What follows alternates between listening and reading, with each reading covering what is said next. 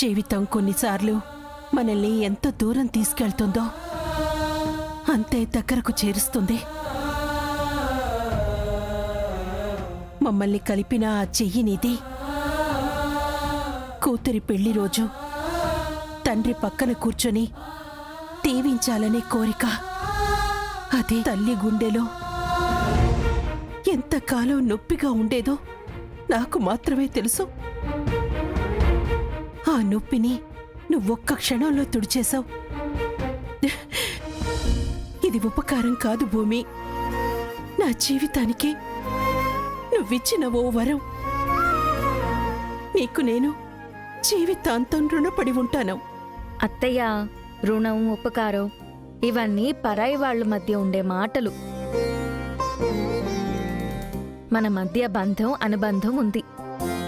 ఈరోజు నేనేం చేయలేదత్తయ్యా. ఒక తండ్రి కోరికకి, ఒక తల్లి మనసుకి మధ్యలో ఉన్న దూరాన్ని నేను దూరం చేశానంతే. మీరిద్దరూ పక్కపక్కన కూర్చొని మీ కూతుర్ని దీవిస్తున్నప్పుడు అది చూడడమే నాకు పండగలా అనిపించింది. మన వాళ్ళు సంతోషంగా ఉంటే మనం చేసిన పని మనకే గొప్పగా అనిపిస్తుంది. అదిప్పుడు నాకు తెలుస్తుంది. నాకు చాలా తృప్తిగా ఉంది.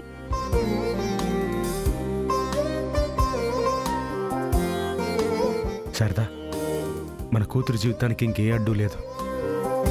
దాని పెళ్లి జరిగిపోతుంది. అవునండి, ఈ రోజు కోసం గగన్ ఎంతో తప్పించాడు. తను ఎదురు చూసే గౌరవ మర్యాదలు ఈ పెళ్లితో రావాలని బలంగా కోరుకున్నాడు. వాడి సంకల్పం గట్టిది శారదా. అందుకే వాడనుకున్నట్టే అంతా జరుగుతోంది. ఇంకా మన జీవితాల్లో అన్ని మంచి రోజులే ఉంటాయి. గగన్ జీవితంలోకి భూమి దేవతలా వచ్చింది, కొన్ని ఆనందాలు తెచ్చింది. ఇప్పుడు పూరి జీవితంలోకి శివని పంపించి మన కుటుంబానికి నిండుతనం తీసుకొచ్చింది భూమి. ఆ దేవుడు మన కుటుంబాన్ని ఆశీర్వదించాడు.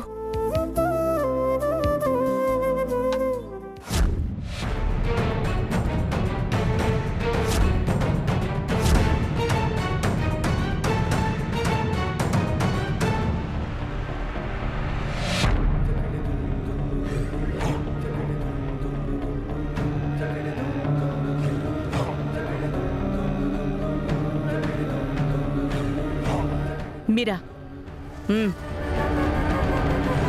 లోపలికెళ్ళాక వాళ్ళు భయపెడతారు, రివర్స్ అవుతారు, కాదని వాదిస్తారు. ఎవ్వరికీ భయపడకండి. సరే వదినా, అత్తయ్య దగ్గర ప్రూఫ్స్ ఉన్నాయి కదా, ఎందుకు భయపడుతున్నారు? అక్కడున్నది భూమి, తిమ్మిని బమ్మిని చేయగలదు.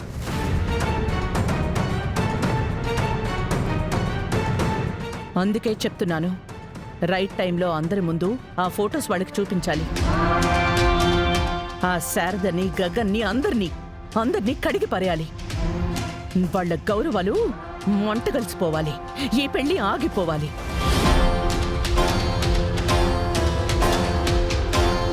ఆ గగన్ గాడికి, శారదకి జీవితాంతం సరిపడా అవమానం జరగాలి. అలాగే వదినా.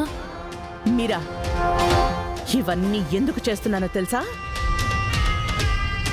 నీ కూతురు బిందు జీవితం నీలా అవ్వకుండా మంచిగా ఉండాలి అంటే ఇదొక్కటే మార్గం. సరే వదినా, రాయిందు.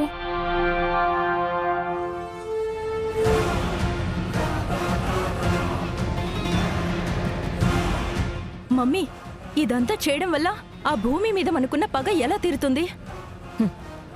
పెళ్లి చెడిపోవాలి. ఇదంతా జరిగితే ఫస్ట్ విడిపోయేది భూమి, గగన్లే. అది దాని మొగుడుతో సంతోషంగా కులుకుతోందిగా.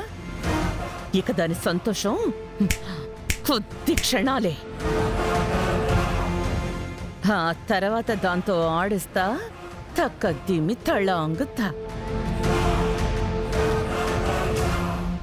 యశివో నామ రూపాభ్యాం యా దేవి సర్వమంగళ తయో సంస్మరణాత్ పుంసాం సర్వతో జయమంగళం.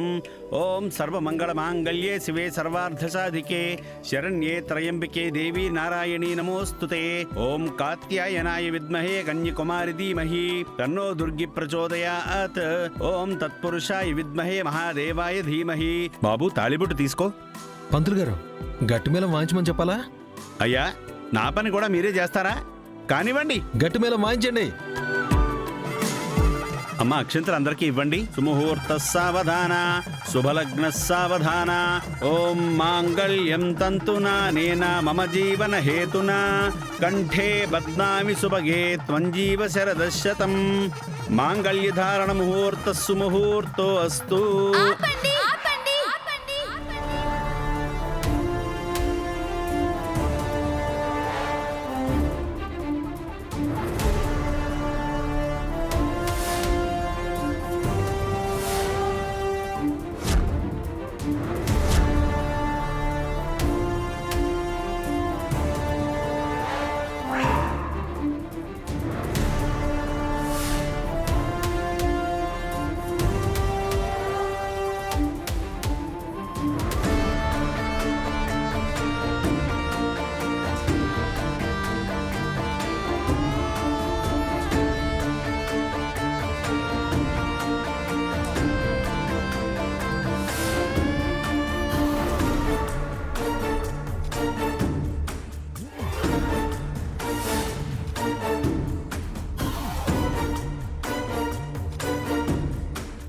శివ చేత బిందు మెళ్ళు 3 ముళ్ళు వేయించి 7 అడుగులు నడిపిస్తాను.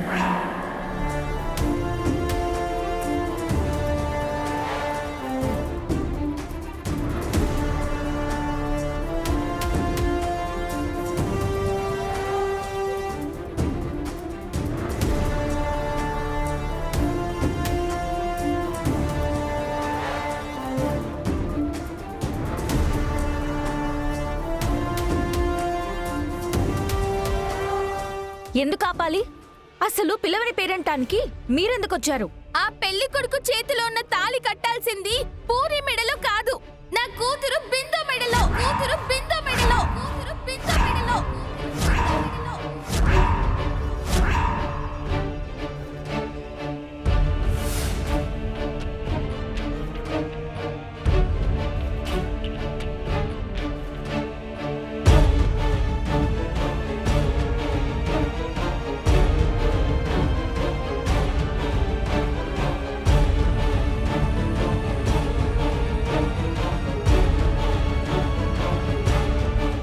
ఏరా, నా కూతుర్ని ప్రేమించి దాన్నెలా పెళ్లి చేసుకుంటున్నావు?